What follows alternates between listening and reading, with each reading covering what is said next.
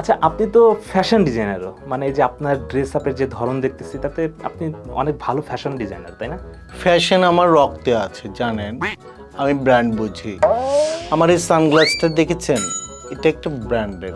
যে ঘড়িটা দেখছেন এটা ব্র্যান্ডের। আমার শরীরে যা কিছু দেখছেন সব কিছু ব্র্যান্ডের। আচ্ছা, আপনার এই জামাটাও আপনি নিজে ডিজাইন করছেন, তাই না? অবশ্যই। দেখেন না, একেবারে প্রজাপতির মতো ডানা মেলে একটা ডিজাইন করেছে। এটা আমার একটা ইউনিক ডিজাইন।